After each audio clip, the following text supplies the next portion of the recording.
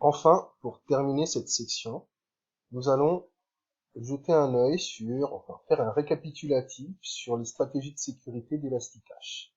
Dans Elasticache, tous les caches ont une prise en charge du cryptage SSL à la volée, comme on l'a vu, ne supportent pas l'authentification IAM, c'est une question piège. Les politiques IAM sur Elasticache ne sont utilisées que pour la sécurité au niveau de l'API AWS. Donc ce sera uniquement en ligne de commande et par le biais d'applications qu'on pourra utiliser les politiques IAM sur Elasticache. L'authentification Redis peut être définie en une paire mot de passe utilisateur et sera définie à la création d'un cluster Redis. Il s'agit d'un niveau supplémentaire propre à Redis pour protéger notre cache en plus des stratégies de sécurité propres à Elasticache. Pour Memcached, il prend en charge l'authentification basée sur SASL. C'est une fonctionnalité d'authentification avancée, on ne la verra pas dans cette formation. Et donc pour vous donner un exemple, on va avoir une instance ici avec son groupe de sécurité pour l'instance, donc un groupe de sécurité EC2. On va avoir un groupe de sécurité Redis.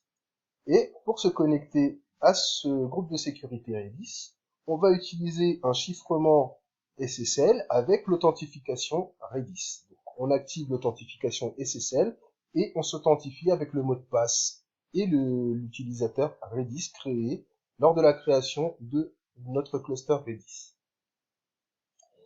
Il existe également différents modèles de gestion pour Elasticache. C'est assez complexe, donc je vais vous présenter les 3 principaux modèles de gestion dans Elasticache, mais je ne vais vous en expliquer qu'un, celui qu'on a vu dans cette formation. Donc on a vu le chargement passif ou le lazy loading. Et donc dans ce modèle-là, toutes les données lues sont mises en cache. Donc on contacte notre serveur de base de données et tout ce qu'on va en tirer sera écrit dans le cache et disponible sur une prochaine connexion. Le seul souci avec cette méthode, c'est que si on ne va pas réinterroger la base ou mettre à jour l'information, il se peut que la donnée soit périmée dans le cache ou qu'elle ne soit pas au même niveau que celle qui se trouve sur la base de données. On a également le mode écriture directe ou write-through.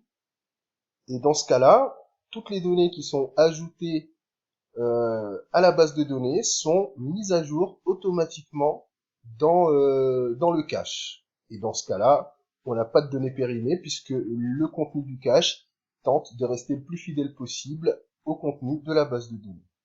On a vu également les magasins de session ou session store. Et donc, on va stocker temporairement dans le cache des informations relatives à la session et ces informations seront purgées à la suite d'un TTL, time to lead. Donc, on va définir un temps pendant lequel la session sera active et une fois que la session est détruite, les données associées à cette session seront détruites également. Donc, il y a une citation de certains informaticiens. Il y a 2 choses qui sont difficiles en informatique: l'invalidation du cache et la dénomination des choses. Du coup, on va pas aborder l'écriture directe ni le magasin de session. Je vais juste vous montrer le lazy loading, donc le chargement passif. C'est ce qu'on a vu tout à l'heure. Donc on a notre application ici, notre Amazon Elasticache ici et notre serveur de base de données en arrière. Lorsque notre utilisateur va interroger le cache, si l'information qu'il recherche est déjà mise en cache, il obtiendra une réponse de la part du cache et ne sollicitera pas le serveur de base de données ou Amazon RDS. Dans le cas où l'information n'est pas disponible dans le cache, il va aller interroger la base de données et une fois qu'il aura eu la réponse, il viendra écrire il y aura une écriture dans le cache de cette donnée. Donc la prochaine fois que mon utilisateur reviendra et sollicitera la même information, il aura cette fois-ci une réponse de la part de mon Elasticache plutôt que de mon Amazon RDS. Voilà le fonctionnement du lazy loading, autrement dit le chargement passif.